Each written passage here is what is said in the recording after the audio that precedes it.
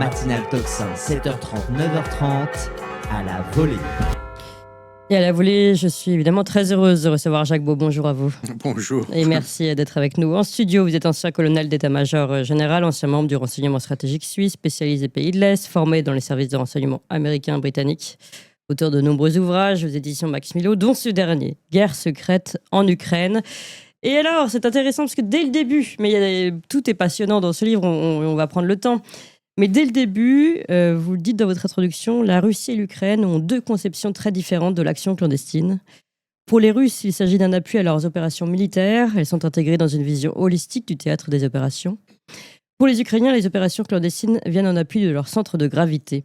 Or, leur centre de gravité est le narratif. C'est de lui que découle l'assistance fournie par les Occidentaux. Ce narratif, eh bien, je trouve que cette opération toile d'araignée vient tout à fait s'intégrer dans votre introduction. C'est magnifique, vous l'auriez fait exprès. Parce que là, on est vraiment dans une opération narrative, l'opération toile d'araignée. Alors, si vous voulez bien commencer par nous expliquer, en effet, ce que vous expliquez dans cette introduction, ces deux visions des choses de la guerre.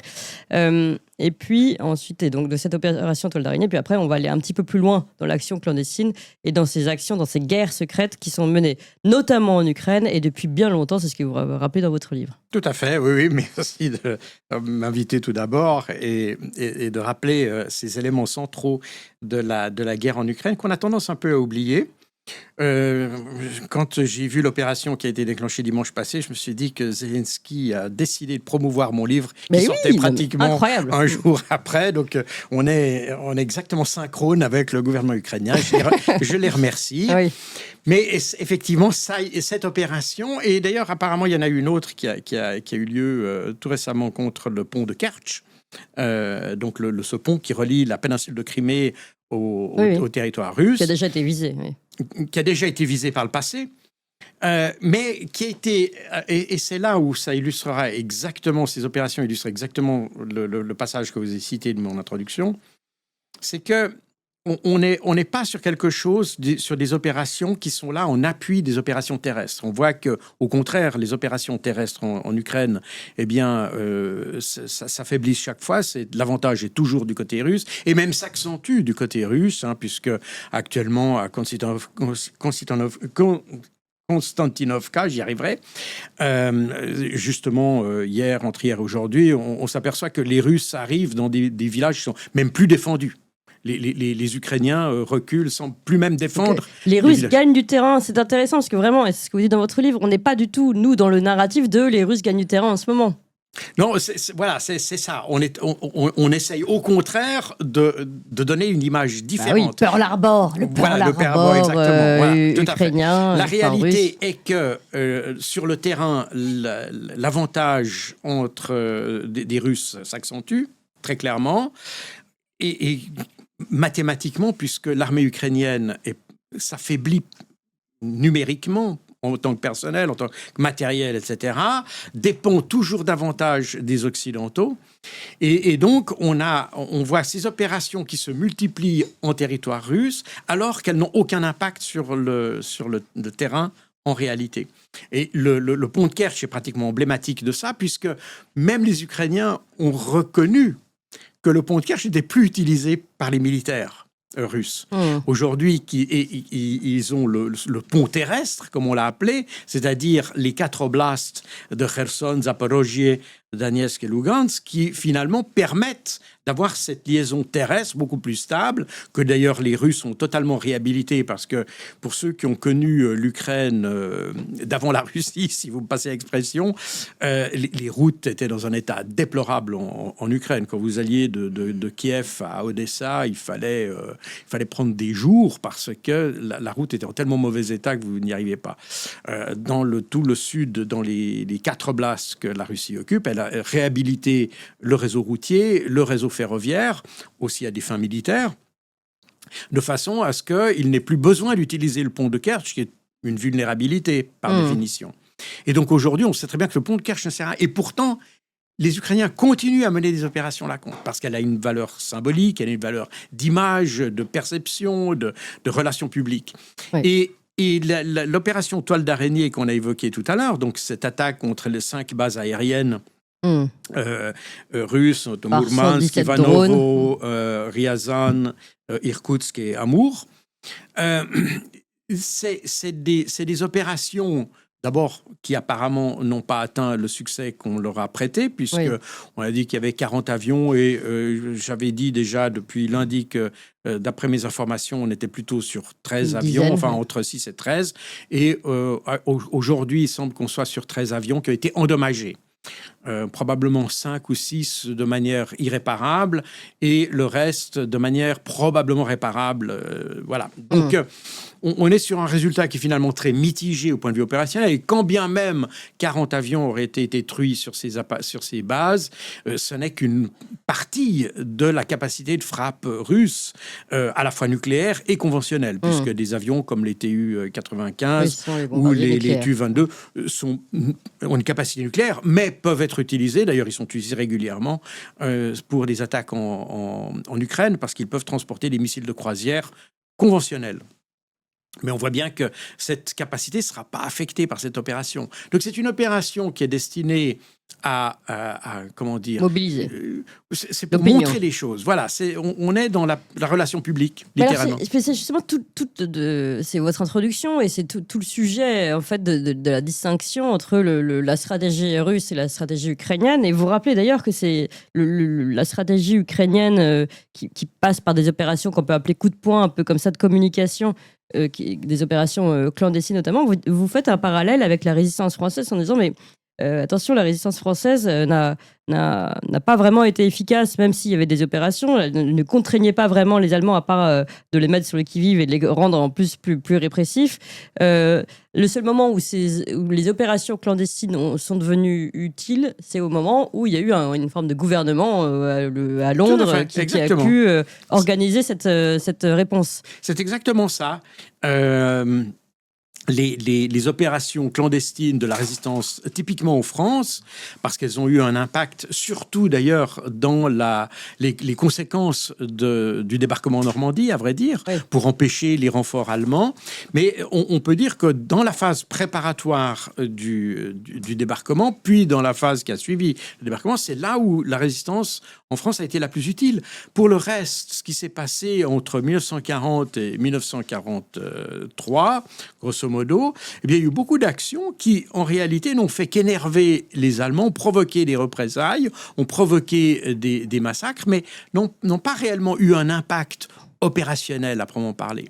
Donc l'action clandestine, et c'est quelque chose, je le vois encore aujourd'hui, quand on voit en France typiquement, enfin en Occident d'une manière générale, mais en France plus particulièrement, puisque c'est un des pays qui continue à pratiquer des opérations clandestines de manière assez régulière, on s'aperçoit que le fait de ne pas intégrer d'avoir des opérations qui ne sont pas intégrées dans un contexte, eh bien, finalement, on affaiblit la portée quelque part.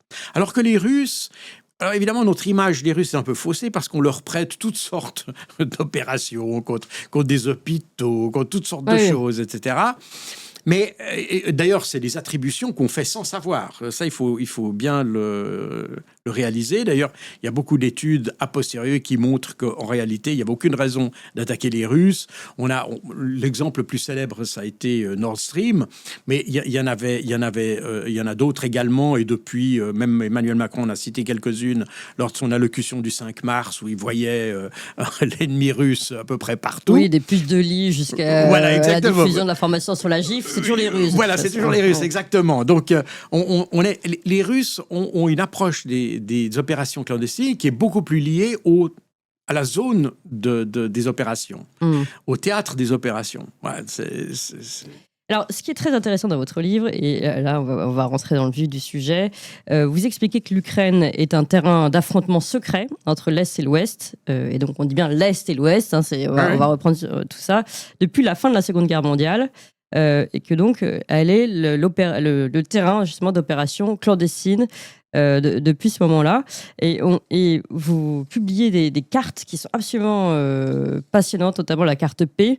C'est un document de la CIA qui date de 1957, qui a publié un rapport, le facteur de la résistance et des zones d'opération des forces spéciales en Ukraine. Et ensuite, sa carte qui lui est liée, où en fait, elle rend compte, en fait, la CIA, des différents critères ethniques, sociaux et historiques qui permettent de cerner le degré d'hostilité ou de loyauté aux autorités soviétiques. Évidemment, l'objectif pour la CIA, c'est de prendre dans son giron un maximum d'influer sur ces peuples qui devraient s'opposer ou permettre de s'opposer à la force soviétique. Alors, le document que je présente, entre autres, dans mon livre, c'est un document qui était un document de planification, parce que la CIA prévoyait de créer vraiment des mouvements de guérilla extrêmement sophistiqués en Ukraine. Et de nouveau, et ça c'est intéressant, c'est que c'était en Ukraine. Donc on a utilisé le territoire ukrainien pour déstabiliser l'Union soviétique. C'était déjà à ce moment-là. Depuis le début. Oui. Mais j'aurais pu remonter, ce que je cite aussi dans mon livre, la fameuse division SS. Tout à fait. La Erste Galizien, Grenadier Division, elle s'est rendue aux Britanniques. Et les Britanniques, au lieu de punir et condamner tous ces militaires qui avaient été coupables de crimes de guerre, ont préféré les garder en réserve. Les déplacer au Canada. C'est pour ça qu'aujourd'hui, au Canada, vous vous rappelez ce gars qui avait été présenté applaudi même au Parlement. Canadien par tous, et après coup, voilà. Oh là là, zut, il était membre des SS. En réalité, les Britanniques avaient déplacé quelques milliers de ces anciens combattants SS, pour les mettre en réserve au Canada, les mettre en réserve en vue d'une opération clandestine en Ukraine. Et on était en 1945-46 à l'époque. Je crois que quand ils ont été déplacés vers le Canada, c'est 46. Donc, ce qui veut dire que très tôt, les Européens avaient déjà des idées de reconquérir ou de redéstabiliser l'Union soviétique en passant par l'Ukraine. Et en 1957, donc la CIA, dans cette dynamique, il y a vraiment une continuité depuis la fin de la Deuxième Guerre mondiale. Et la CIA a planifié l'engagement des forces spéciales américaines. Et donc, il y a un document de planification qui est extrêmement détaillé, qui prend en compte tous les facteurs qui permettraient la mise en place de forces subversives ou de mouvements de guérilla en Ukraine. Et vous retrouvez sur cette carte, qui est absolument géniale, c'est passionnant, parce qu'elle a été mise en regard d'une carte qui a été de la carte des élections de 2004. Oui. Alors, j'ai repris ces deux cartes, et j'ai repris la carte de 2004, et je l'explique d'ailleurs dans mon livre, pas simplement parce que j'ai choisi cette élection, mais parce que c'est dans la presse ukrainienne qu'on a relevé cette similitude. Et je me suis inspiré d'ailleurs d'un document qui sort de la presse ukrainienne. Donc, les Ukrainiens eux-mêmes sont au courant de ça. Donc, quand on parle aujourd'hui de cette partie de l'histoire que l'Occident a délibérément écartée, les Ukrainiens, eux, savent qu'ils sont exploités par les Occidentaux depuis très longtemps. Ça, c'est incroyable. Et c'est ça qui est intéressant. Oui, c'est pour ça que j'ai mis ces deux cartes dans ce... C'est ça, je pense que c'est fondamental. Si vous voulez bien, on va prendre un peu de temps. Donc, c'est cette carte, la deuxième que j'ai montrée, là, que vous voyez ici. C'est une carte qui a en effet été publiée en 2017 par le média ukrainien New Voice of Ukraine, et donc qui a été comparée par ce média à la carte B de la CIA de 1957. Donc ils sont au courant de la carte que je vous ai montrée tout à l'heure, où on voit les zones d'influence, vous les voyez plus ou moins grisées, plus ou moins colorées. Plus la couleur est chaude, plus finalement elle est hostile. Plus elle est hostile, tout à fait. Et on retrouve exactement les mêmes régions qui sont concernées à 60 ans d'intervalle. Donc c'est absolument fantastique d'observer ça. Et donc les Ukrainiens sont très conscients de ça. Et ils sont très conscients qu'ils sont utilisés par les Occidentaux. Et c'est ça qui détermine d'ailleurs aujourd'hui une hostilité grandissante des Ukrainiens. Je ne parle pas des Russes ukrainiens, mais des Ukrainiens, si vous me passez l'expression, contre le gouvernement de Kiev. Oui. Ce qui montre d'ailleurs que tout ce que vous entendez ici sur les médias, ce qu'on appelle les médias de grand chemin, c'est en fait l'expression du gouvernement de Kiev, mais non de la population ukrainienne. Et ça, si vous voulez bien aussi, je vais vous citer, parce que vraiment, cette partie-là est absolument passionnante. Donc, vous avez ces cartes, et vous avez aussi donc, le rapport de la CIA, toujours de 1957, sur les différentes régions de l'Ukraine, et comment elle pense, et donc à quel point la CIA peut l'utiliser pour déstabiliser l'URSS. Parce que l'objectif, c'est toujours de déstabiliser l'URSS. Et là, on est sur la zone 1 de la carte P, et donc c'est la péninsule de Crimée. Et je cite le rapport de la CIA, toujours. Dans 2 régions de l'Ukraine, les populations locales n'ont apparemment que peu de griefs contre le régime soviétique et n'aideraient probablement pas les forces spéciales. C'est écrit. Oui, c'est écrit, exactement. L'idée, c'est à quel point on va pouvoir aider les forces spéciales. Je cite un autre extrait, le Donbass, zone 2 de la carte P. Bon, ça c'est pour voir que tout est bien chapitré, titré, etc. Et là, on voit, je cite encore un extrait, les Ukrainiens sont minoritaires dans le Donbass et ceux qui y vivent sont pour la plupart urbanisés, parlent souvent le russe et dans de nombreux cas ne se considèrent plus comme Ukrainiens. Là, on est en 1957. Bon, d'abord, tout ce que disent les Russes, quand on dit c'est de la désinformation, qu'ils disent qu'ils ne se considèrent pas forcément comme Ukrainiens, qu'il y a toujours eu 2 nations, etc. Bon, la CIA le reconnaît en 1957, mais surtout, elle prend acte que le Donbass est suffisamment perdu pour eux d'une certaine façon, qu'ils ne peuvent rien faire pour la récupérer. Enfin, on est vraiment dans une stratégie, et on voit que la stratégie américaine est bien en place à ce moment-là, déjà. Et c'est exactement, on est dans un continuum complet. On remarque finalement, en 2014, ceux qui ont planifié le Maïdan et tout ce qui s'ensuit se sont totalement inspirés de ce qui s'est passé avant. Oui, c'est ça. Et je vous rappelle, je le mentionne aussi dans mon livre, mais qu'en 2019, la Rand Corporation avait esquissé une stratégie pour déstabiliser la Russie en partant de l'Ukraine et avait déjà dit, faites attention parce que cette stratégie va conduire à des pertes de territoire pour l'Ukraine, va conduire à des pertes humaines pour l'Ukraine et va conduire l'Ukraine dans une paix défavorable. Oui, tout à fait. On est exactement dans ce modèle-là aujourd'hui même. Oui, ça c'est impressionnant parce qu'en effet tout était déjà écrit par les Américains en plus. Oui. Et donc on est en plein en train de vivre ce qu'ils avaient déjà prévu. Donc on va quand même parler de tout ce qu'ils ont mené en guerre clandestine justement sur place, en guerre d'influence on peut dire aussi. Peut-être d'ailleurs si vous voulez bien on va refaire un petit point topologique sur les mots utilisés parce qu'on a tendance à tout mélanger. Donc les opérations clandestines américaines sur place en Ukraine, à quel point ils utilisent en effet ce terrain de ce territoire comme une zone d'influence et pour gagner du terrain contre l'URSS. Alors, si vous voulez bien, d'abord, on va réexpliquer ce que c'est que l'action clandestine, l'action secrète et l'action semi-clandestine. Alors oui, il y a des nuances. Alors, évidemment, les anglo-saxons sont plus précis sur un certain nombre de choses. Il y a des actions qui sont secrètes parce que tout simplement, elles apparaissent à un moment donné. C'est-à-dire qu'il y a un bombardement, on ne sait pas qui l'a fait, qui l'a pas fait, etc. Et puis, il y a des actions qui sont clandestines. Typiquement, par exemple, les actions d'influence sont des actions qui sont menées par un acteur en sous-main, typiquement à travers des proxys. Vous pourriez prendre en Europe, dans le spectre média français, LCI, etc., sont typiquement des proxys dans ce domaine-là. C'est-à-dire c'est eux qu'on va utiliser, Conspiracy Watch, etc., etc. C'est eux qu'on utilise pour mettre en place un narratif. Et c'est pas pour rien que derrière Conspiracy Watch, je le mentionne, vous avez le ministère des Affaires étrangères britannique et donc le MI6 qui fait partie du ministère des Affaires étrangères. N'est-ce pas? Et on a des organisations comme ça qui sont là dans le but d'influencer l'information sur les médias. Oui.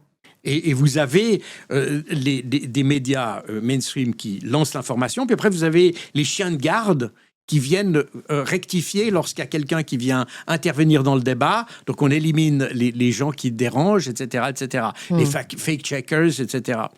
Oui. Et on remarque que les fact-checkers sont pratiquement tous liés à des degrés différents avec des institutions qui sont liées aux États-Unis, à la Grande-Bretagne ou à l'OTAN. Oui. Voilà. C'est assez phénoménal, tous d'une manière ou d'une autre. Quelquefois de manière très indirecte, mais on remarque que les financements, etc., viennent pratiquement tous du même endroit. Donc on a effectivement une gestion de l'information qui est qui est très organisée autour du narratif. Et de nouveau, comme vous l'avez souligné vous-même, les Américains avaient déjà fait des analyses sur la question de l'Ukraine, donc on connaît les faiblesses de la stratégie occidentale. Mais vous remarquez que tout ça n'est jamais mentionné dans les médias. Ah non, bien sûr, oui, Voilà. tout à fait. Et c'est là où la gestion du narratif intervient. C'est-à-dire que dans la gestion du narratif, eh bien, il faut écarter tout ce qui pourrait perturber le message que l'on transmet, qui est en fait celui du gouvernement ukrainien en réalité. Alors, ce qui est très intéressant, vous parlez également du projet Aerodynamics. Là, on était sur la carte P de la CIA de 1957. Et en 1960, on a ce projet Aerodynamics. C'est pareil, qui dit exactement ce qui s'applique aujourd'hui. C'est-à-dire, l'objectif du projet Aerodynamics est de permettre l'exploitation et l'expansion du mouvement de résistance ukrainien anti-soviétique à des fins de guerre froide et de guerre chaude. Exactement. Donc, et d'ailleurs, il a intitulé Le front de la guerre secrète. Et donc, à partir de là, en fait, on va voir, et donc là, je veux bien que vous nous racontiez un peu l'histoire, à quel point et comment, eh bien, on va instrumentaliser finalement les nationalismes ukrainiens, notamment, contre l'URSS, enfin, contre cet ennemi de l'Est.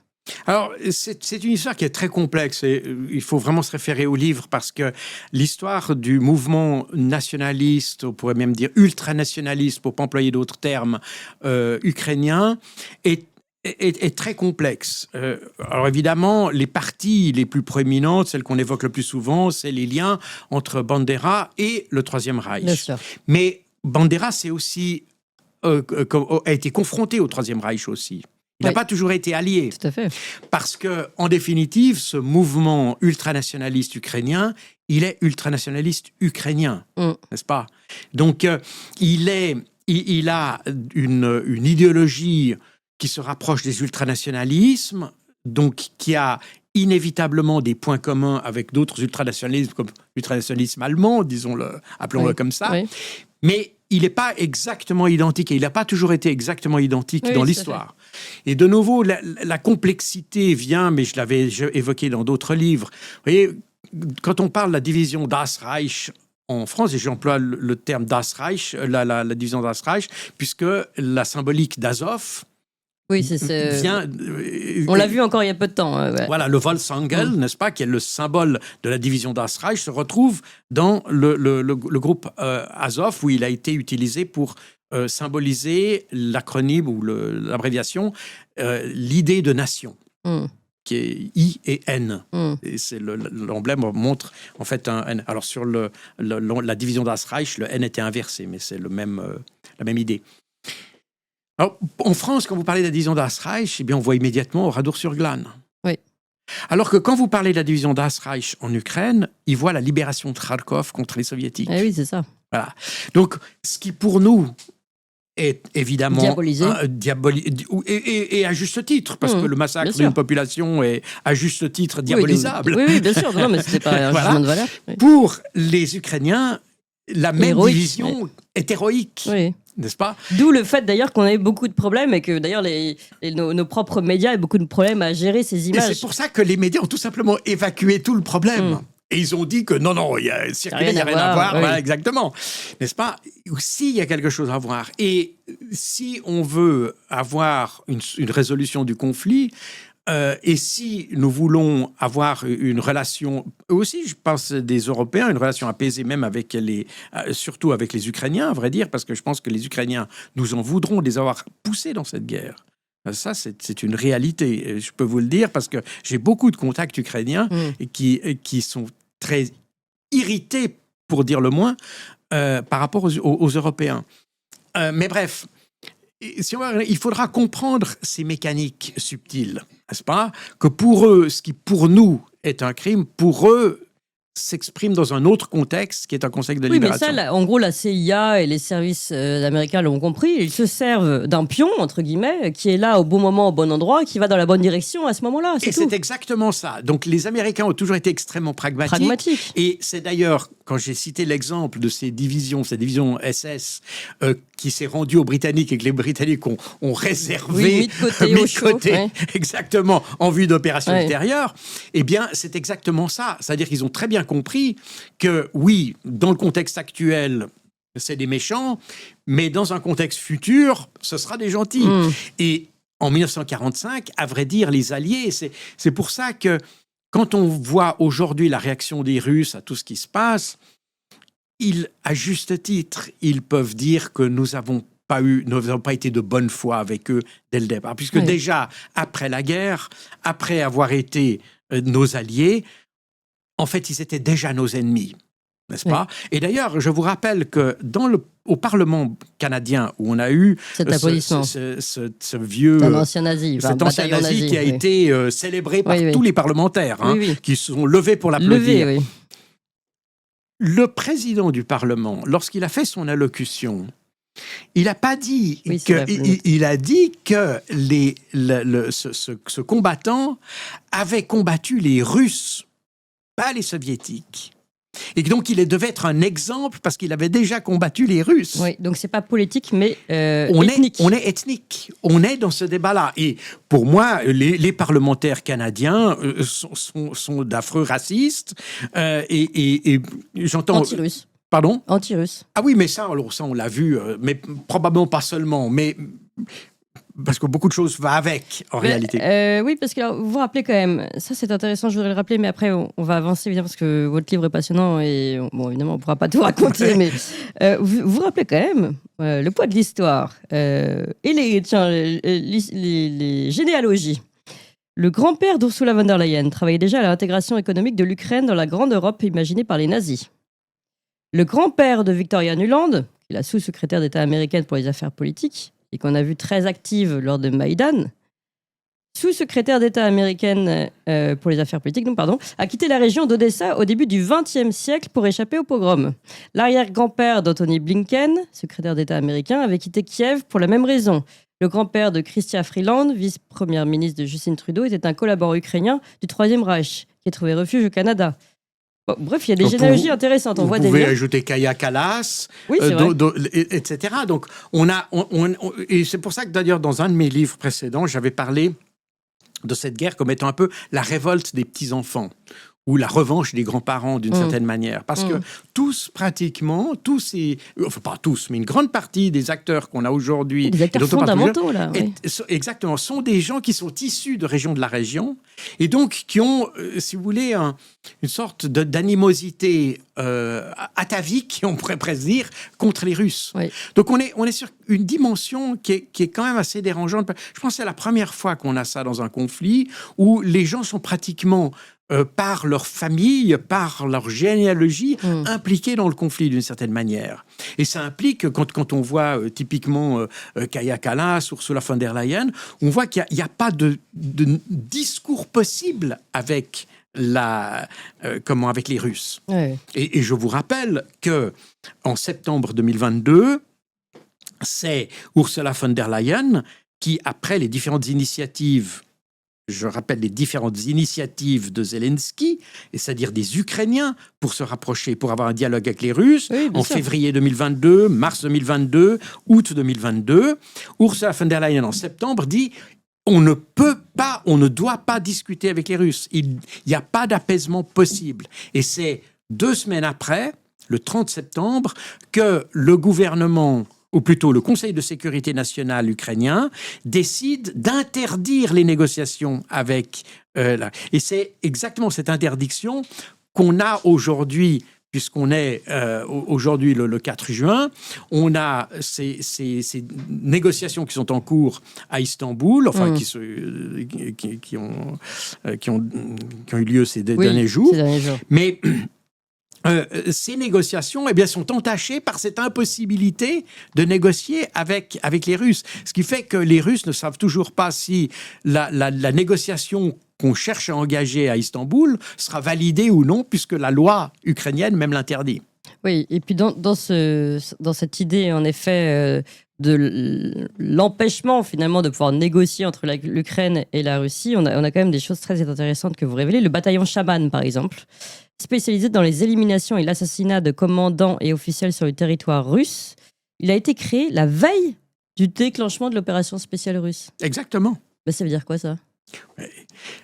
de nouveau, l'idée que les Russes ont intervenu sans provocation et la raison pour laquelle on le répète chaque fois et la raison pour laquelle on fustige chaque fois que vous mettez en question ce terme de non provoqué, oui. eh bien, c'est que, en fait, cette opération, l'intervention russe a été provoquée. Exactement comme, en réalité, l'intervention russe en Ukraine, elle a suivi le même schéma que ce qui s'était passé en Géorgie en 2008, où c'est le gouvernement géorgien qui a commencé à tirer sur sa population, ethniquement russe, mais sa population quand même, provoquant ainsi l'intervention de la Russie pour protéger cette fois-ci les Russes ethniques. Et c'est exactement le même schéma.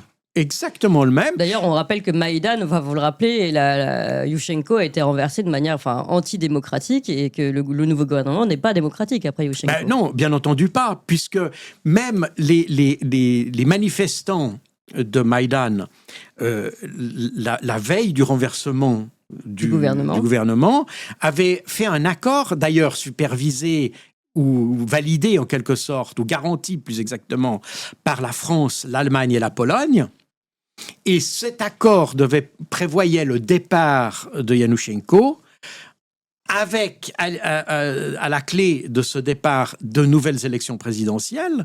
Et tout ça avait été scellé dans un accord qui devait prendre encore quelques mois. Il y avait un délai, maintenant je ne l'ai plus exactement en tête. Donc tout était écrit pour que finalement l'Ukraine et la Russie, d'ailleurs avec l'Europe normalement, devaient avancer progressivement vers un accord. Tout à fait, exactement. Et là, qu'est-ce qui se passe ? Et là, on a la révolution. De nouveau, les Français qui garantissent... Je rappelle que les Français garantissaient aussi les accords de Minsk. Ils n'ont pas respecté l'obligation qu'ils s'étaient donnée à eux-mêmes par leur signature. Oui, donc on a un pays qui ne se respecte pas tout simplement lui-même. Quand vous ne respectez pas votre signature, c'est que vous ne respectez pas vous. Et c'est exactement le problème qu'on a ici.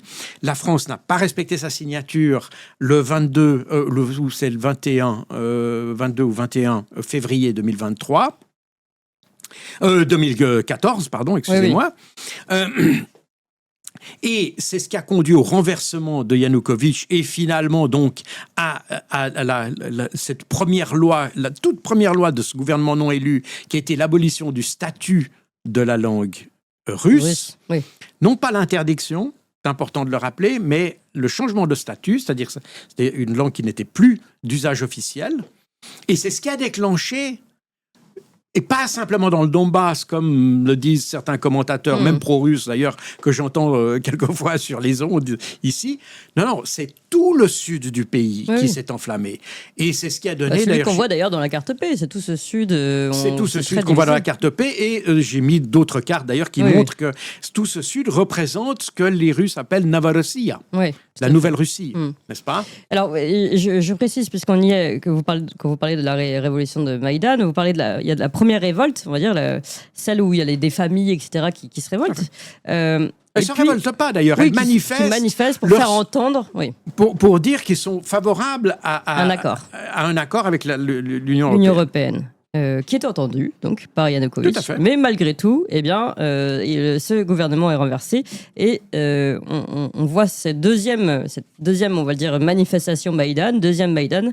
Et alors là, c'est quand même intéressant et c'est là qu'on voit en effet l'action clandestine, opération secrète. Enfin voilà, vous dites, elle est nourrie cette deuxième révolte par les ultranationalistes venus de l'ouest du pays, donc d'Ukraine, qui s'emparent de la rue. Et puis même révélé par Der Spiegel, donc le magazine Spiegel, le magazine allemand. Je prononce pas bien l'allemand, voire même pas du tout bien. Il révèle la présence de mercenaires de la firme Academy, donc des mercenaires qui sont envoyés pour évidemment alimenter cette révolte. Et on a des vidéos, et j'avais des vidéos. Je travaillais à l'OTAN à ce moment-là, et j'ai reçu des vidéos montrant des gars habillés avec, vous savez, comment c'est supplétifs de Blackwater, renommés Académie parce qu'ils avaient commis des crimes de guerre en Irak. Donc, il a fallu, plus que contestable, c'est des vrais crimes de guerre. Et puis là, ils ont dû changer de nom pour changer de raison sociale de façon à échapper à des poursuites juridiques. Toujours est-il que on avait des vidéos de ces gars dans les rues de Kiev qui gueulaient des ordres en américain avec des M16 et des choses comme ça. Ouais. Donc et j'avais transmis d'ailleurs Oui, les vous le documents. marquez. Vous l'aviez transmis, Je vous, l'avais en tant transmis que... à l'OSCE. Donc, membre de l'OTAN. j'avais il y a des ambassadeurs. À l'époque, en 2014, la Suisse avait la présidence de l'OSCE. Donc, je connaissais tous les ambassadeurs qui étaient dans la troïka qui dirigeait l'OSCE, enfin qui était en charge de la présidence de l'OSCE. Donc, je leur ai envoyé ces documents, disant, mais Attention. attention, on a des Américains qui sont impliqués. Et c'est resté lettre morte. C'est resté totalement lettre morte. Donc là, vous avez compris ce qui se passait.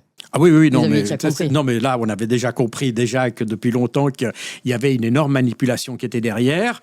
Et puis, ce que j'ai compris à ce moment-là, c'est que la Suisse n'était plus neutre à ce moment-là. Oui. Ça, c'est quand même très intéressant. Et alors, j'avance un peu dans le temps.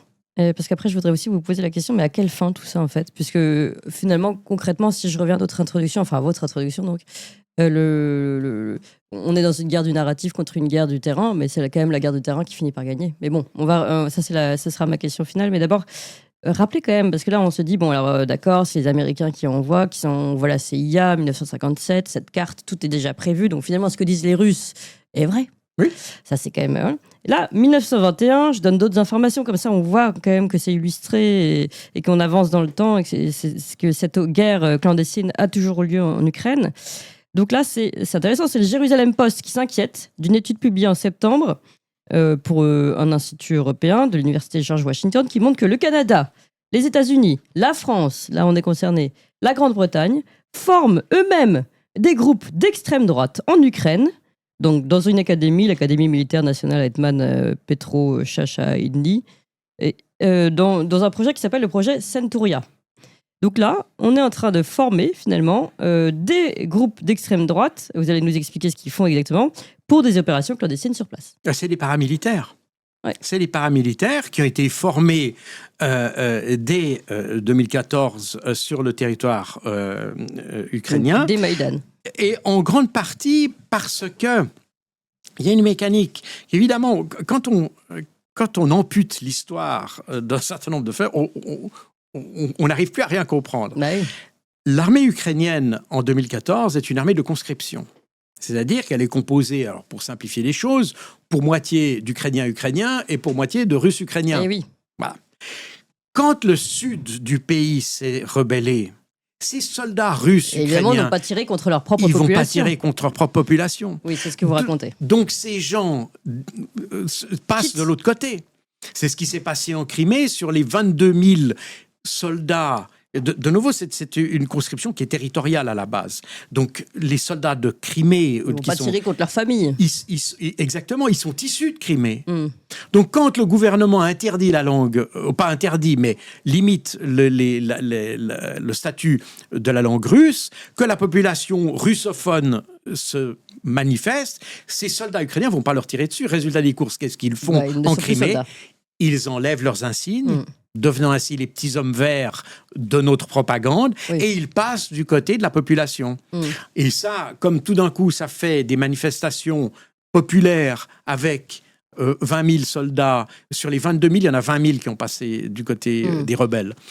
Et on a donc dit, c'est les Russes qui débarquent en Crimée. Et là, d'ailleurs, vous le précisez, vous avez vérifié, aucun rapport, rien n'alimente, il n'y a aucune source fiable concernant une arrivée de soldats venant de Russie. C'est-à-dire que là, on n'est bien que sur des hommes qui ont enlevé finalement leurs insignes parce qu'ils voulaient rester. Il n'y a aucun débarquement, j'entends. Et même d'ailleurs à l'OTAN, parce que on a souvent parlé, et quand j'étais à l'OTAN, on parlait d'invasion russe en Crimée.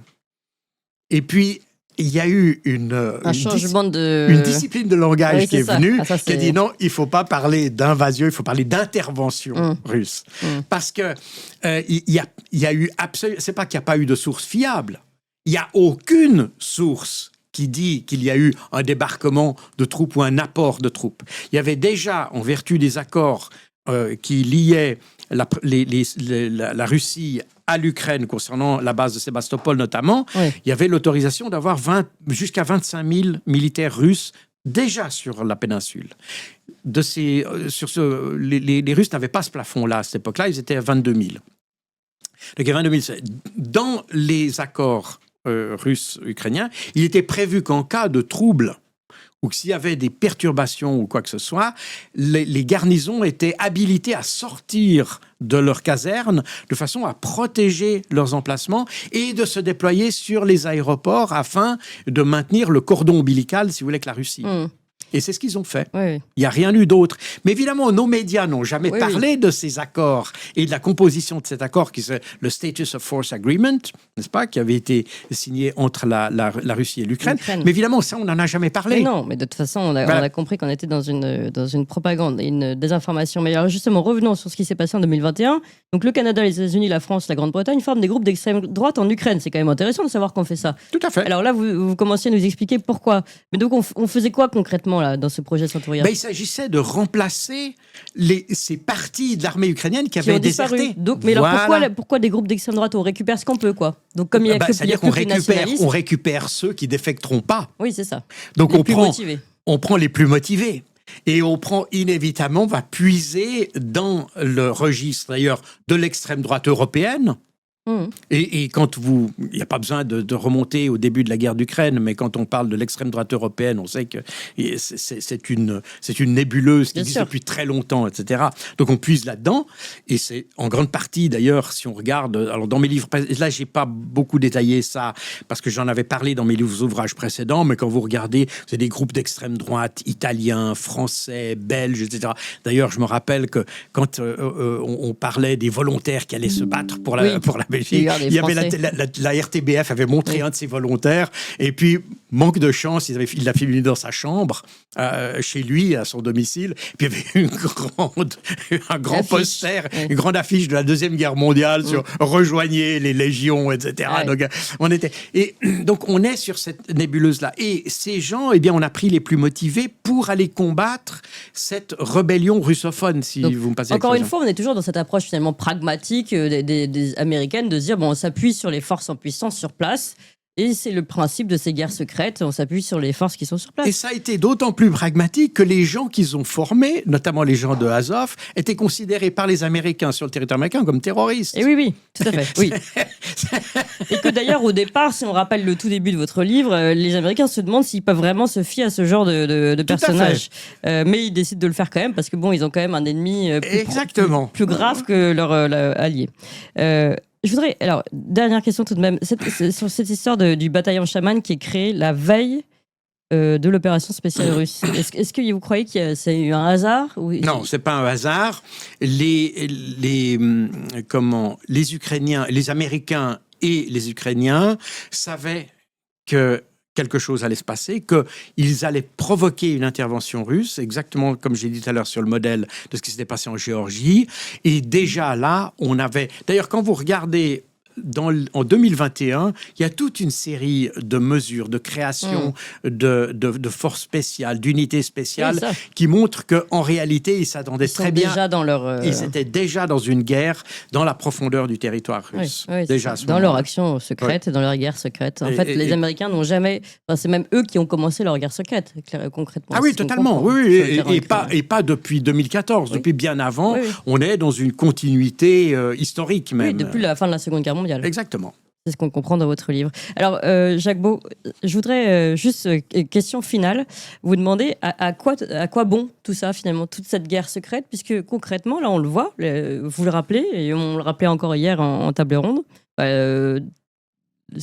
quand on parle du territoire, et quand on parle de véritable guerre frontale, ce sont les Russes qui gagnent, malgré tout. Oui. Donc, à quoi bon cette guerre secrète, ces opérations clandestines, tout cet investissement, ce narratif qui suit, pourquoi faire ? Eh bien, je rappelle que la finalité de cette guerre, c'est la raison pour laquelle, d'ailleurs, les Occidentaux, typiquement la France, l'Allemagne, la Grande-Bretagne, continuent à soutenir l'action militaire sur le terrain, malgré le fait que l'Ukraine perde, parce qu'au final... L'idée, c'est de créer une crise politique en Russie. Ce qu'on voudrait, c'est un changement de pouvoir en Russie.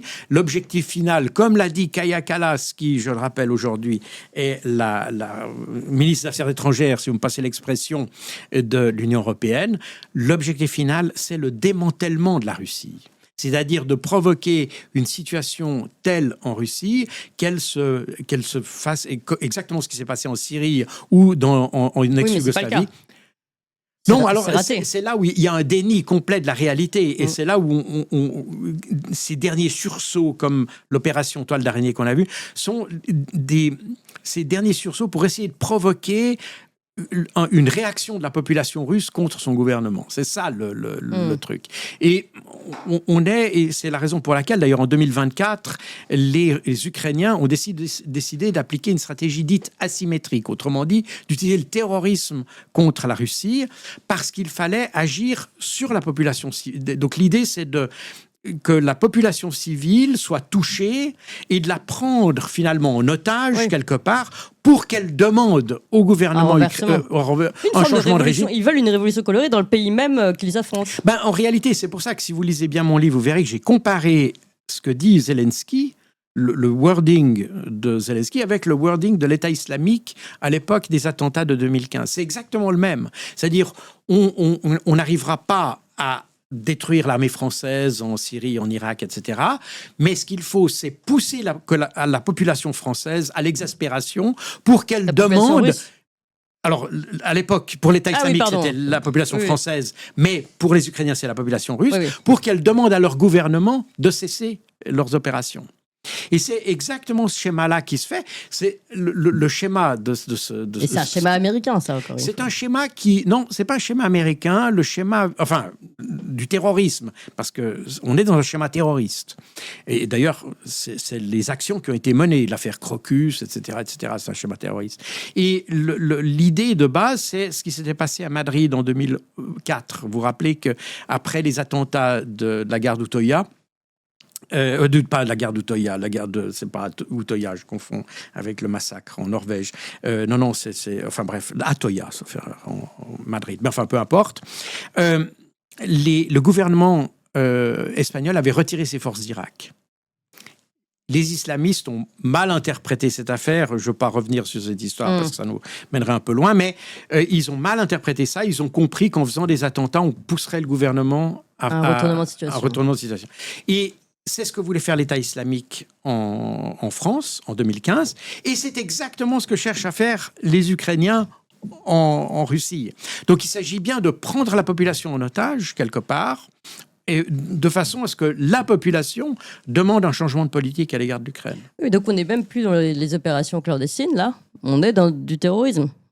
Alors, l'un n'est pas exclusif. L'un n'est pas exclusif. Le terrorisme, c'est qu'une méthode. N'est-ce pas ? C'est l'opération clandestine, ça c'est le contexte général. Le terrorisme n'est qu'une forme d'opération qui peut être clandestine ou pas. D'ailleurs, c'est clandestin par définition, puisque vous préparez que le gars soit un membre d'un service secret ou d'un État islamique. C'est c'est la même mécanique, si vous voulez. Donc, le terrorisme, c'est rien qu'une méthode. C'est tout. Point barre. Oui, donc ce qui est intéressant pour répondre finalement à cette question, pourquoi ne mènent-ils pas la même guerre ? C'est-à-dire qu'on a d'un côté la Russie qui veut gagner du terrain sur le terrain militaire. Et puis elle ne cherche pas à gagner du terrain. Oui, qui veut imprimer son... Non. Alors allez-y. Non. La Russie, et ça a été défini d'ailleurs, c'est ce qu'ils font de manière très cohérente depuis le début de l'opération. C'est la démilitarisation, c'est-à-dire la destruction du potentiel militaire.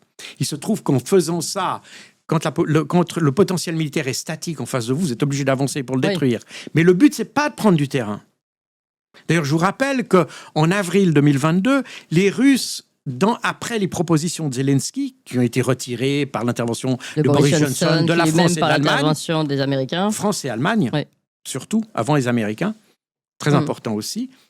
Donc, les propositions ukrainiennes prévoyaient le retrait de la Russie. Et la Russie était prête à retirer ses troupes d'Ukraine en avril 2022. Donc, ce n'est pas le territoire qui les intéresse. c'est la démilitarisation, respectivement la dénazification, qui visait essentiellement la destruction. À l'époque, c'était la destruction de ces paramilitaires, que vous avez évoqués vous-même, et qui ont été formés par les Occidentaux d'ailleurs.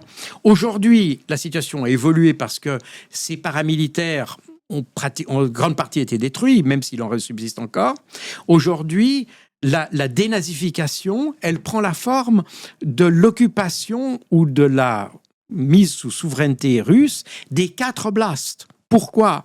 Parce que le 1er juillet 2021, le gouvernement ukrainien a adopté une loi qu'on a comparée aux lois de Nuremberg de 1935, qui donne des droits différents aux citoyens russes que les autres citoyens. Et un député de la Rada, d'ailleurs, avait dit, je le cite d'ailleurs dans mon livre, il avait dit à partir de ce moment-là, les citoyens russes d'Ukraine ne jouiront plus de tous les droits de l'homme et tous les droits constitutionnels de l'Ukraine. Par conséquent, on est dans des lois qui s'apparentent à ce qu'avait pris le régime nazi en 1935. Et donc, la conservation de ces 4 oblasts, de Kherson, Zaporozhye, Donetsk et Lugansk, correspondent à la préservation de leurs droits. À soustraire la population russe de lois qui sont injustes par rapport à la population juste. Voilà. Merci beaucoup, Jacques Beau. En tout cas, ces guerres secrètes en Ukraine qui sont absolument passionnantes. Lisez-le. Et puis, alors, vraiment, c'est très, très fourni, évidemment.